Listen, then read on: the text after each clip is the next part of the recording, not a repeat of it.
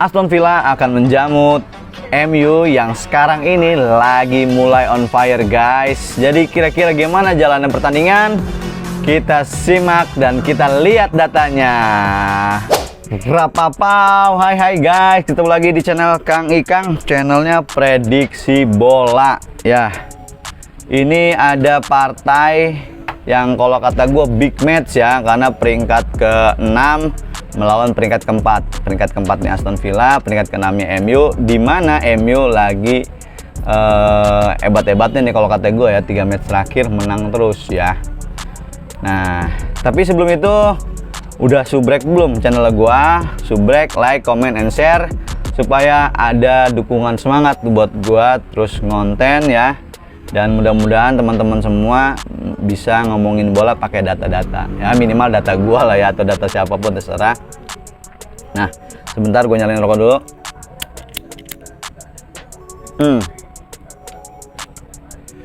Jadi Aston Villa jelas artinya posisinya masih berpeluang untuk mengincar klasemen ya, karena dengan Liverpool tuh hanya selisih 5, masih bisa berpeluang mengejar Liverpool. MU juga berpeluang untuk setidak-tidaknya masuk ke 4 besar ya. Ya, mudah-mudahan bisa. Kira-kira gimana jalannya pertandingan? Nah, ini dia nih, subscribe gua. Lagi-lagi iklan. Kita lihat datanya. Ini datanya baru gue bikin, gue modifikasi lah ya. Gue modifikasi penyegaran.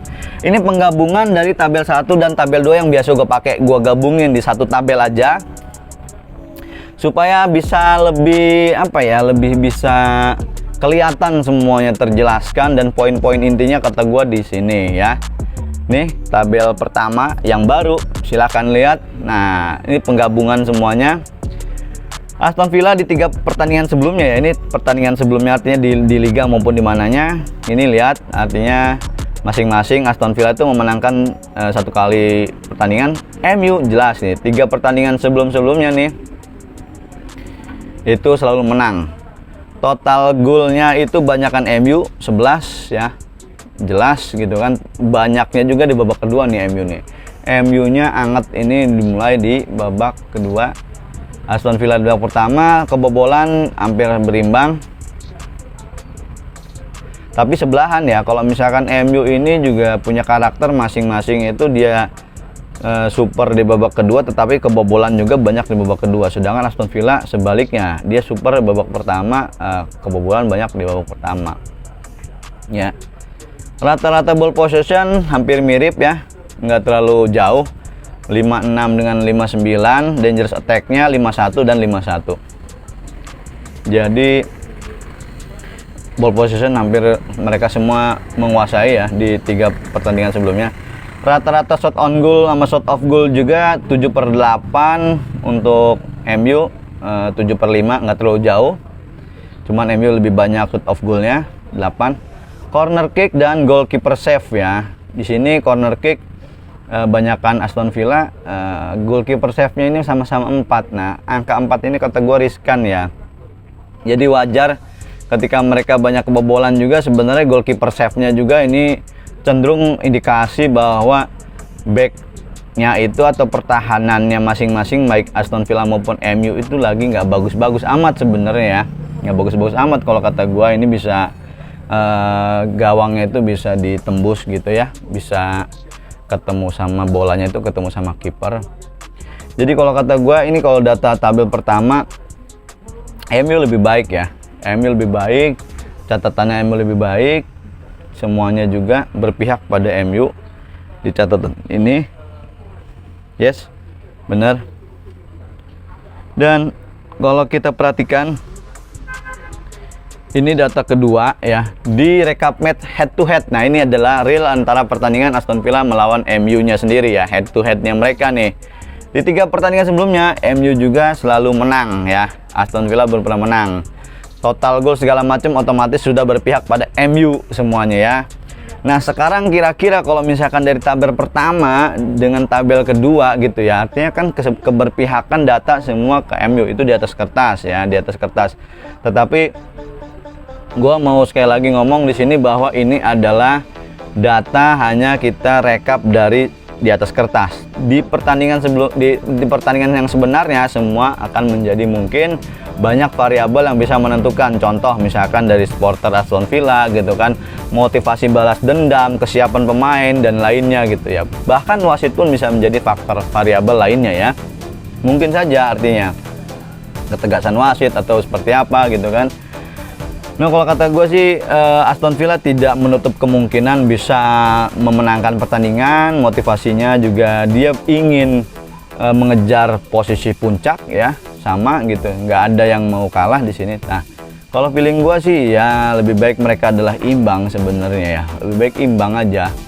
Karena satu sisi kecenderungan gue kalau misalkan menang Aston Villa bakal mepet-mepet dengan Arsenal gitu ya. Jadi gua nggak mau itu juga gitu kan. Jadi kecenderungan gua, subjektif gua adalah mereka imbang aja udah bagus dah gitu ya. Kalau gua kan ini aja, real aja gitu. Subjektivitas gua adalah si tim-tim yang mau mendekati Arsenal gitu ya. Udah nggak usah lah, nggak usah deket-deketin Arsenal, seri aja lah kalau kata gua gitu ya. Ini adalah skornya adalah seri aja udah bagus ya. Syukur-syukur ya menang MU nggak apa-apa lah, ya udah MU menang lah ya, MU menang juga nggak apa-apa gitu ya. Oke, tapi seri sih gue feeling gue seri udah, tapi tetap gue doain MU yang menang gitu ya, walaupun skornya seri 1-1 atau 2-2 lah seri, tapi MU menang juga nggak apa-apa ya, minimal kan posisi Arsenal nggak ada yang deket-deketin gitu kan. Aston Villa ini mepet-mepet Arsenal nih, nggak bagus juga kalau buat gue ya kan.